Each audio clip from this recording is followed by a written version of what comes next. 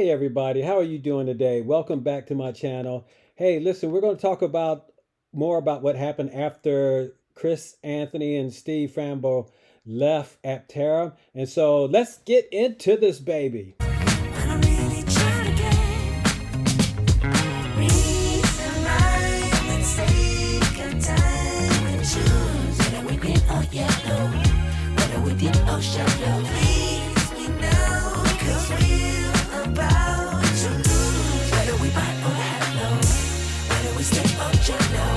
All right, welcome back, welcome back, welcome back to my channel. We thank you for joining me at William Bibbs at Free Power here, and we're going to talk about what happened after Chris Anthony and Steve Frambo left.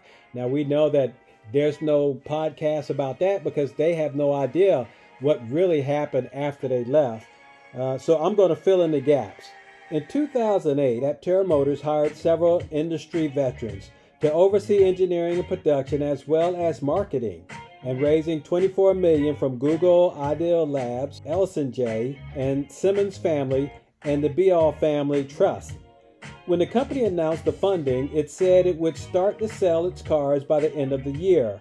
Near the end of the year, it hired Paul Wilbert as CEO, and Frambo stepped down as CEO and assumed the title Chief Technical Officer. Shortly after Wilbert joined the company, it announced that the launch of the car would be delayed until 2009.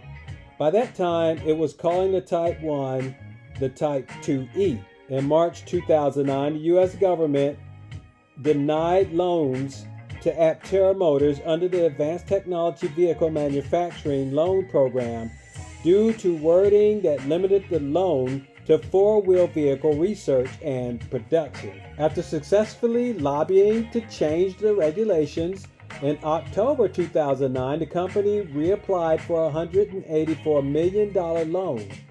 In November 2009, the company laid off employees, and both Frambo and Anthony left the company.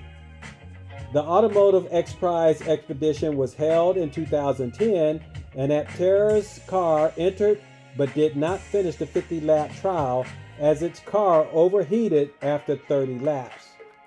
On August 12, 2011, Aptera Motors started to return deposits from customers, and in December 2011, it announced that it was going out of business because it was running out of money. It said that the Department of Energy had offered it a $150 million low-interest loan conditioned on the company raising the same amount from the private sector, but the company was not able to raise the matching funds. A New York Times reporter contacted the DEO, which said that it had not committed a loan to the company any money. By that time, the company had abandoned the three-wheel model and was working on a mid-size four-wheel four-door sedan.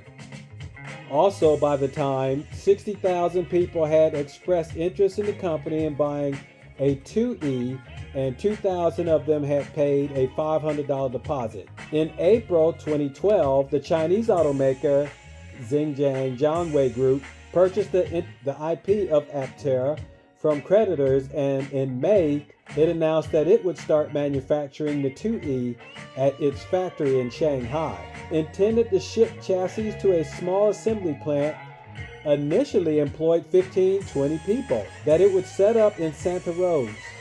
With sales commencing in early 2013, Jianwei was a major investor in Zap Jianwei, which had been working on electric cars in Santa Rosa since the mid-1990s. The company initially was going to name the U.S. company Aptera USA, and it displayed a prototype 2E next to a Zap Jianwei car at the Beijing Motor Show. The close association with Zap was met with protests by electric car enthusiasts, and by May, the company said it would call the company Aptera USA and would keep it separate from Zap Jianwei. In June 2013, Aptera USA said it would split into two companies.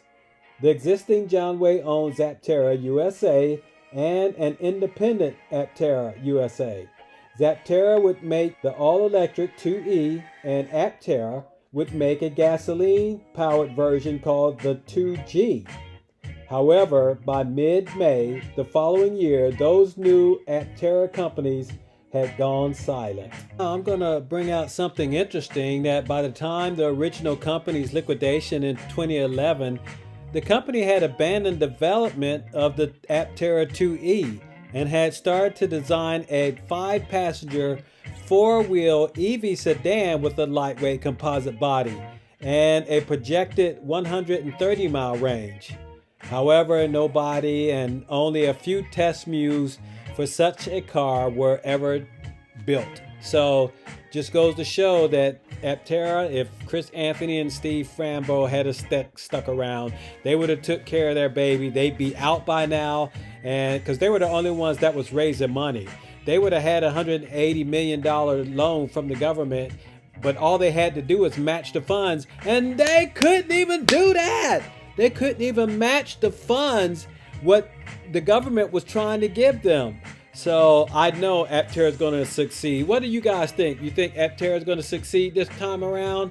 I tell you, I believe Steve Frambo and Chris Anthony, they are determined to get this baby out, and they want everybody to be riding around in a solar EV by at least the end of next year. So I think they're going to do something spectacular this year, and I'm looking forward to when this baby comes out. Oh yeah. So once again, give your comments below. Tell me what you think. Let me know in the comments below. All right, so speaking about Chris Anthony and Steve Fambro, let's see what they're up to on the leaderboard, and let's check out what's happening on the accelerator program today. Now, it's been 3 days since I came out with a video, so I'm expecting this thing to have a pretty good jump on it. The last time I checked, it was at 857. 857 investors. And so I think there's going to be a pretty good jump this time. Let's check it out together and see how this baby is going to look, because I know Steve and Chris are going to get this baby out as soon as possible.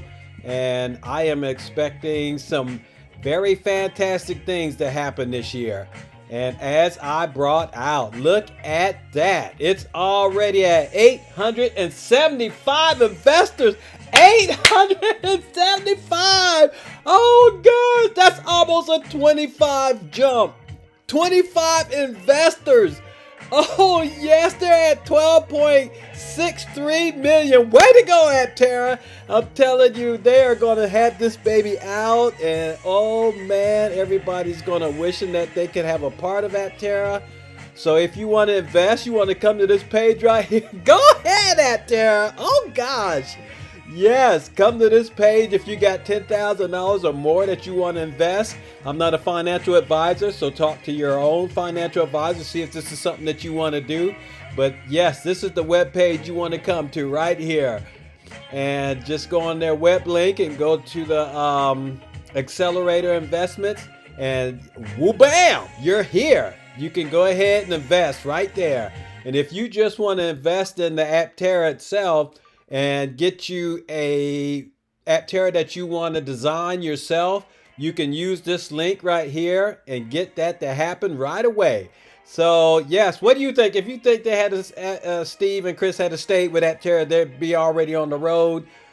I'm telling you, the way these guys are running this company, this baby is going to be out before you know it. And oh man, I can't wait. It's going to be fantastic when this happens. Oh gosh, this is going to be awesome.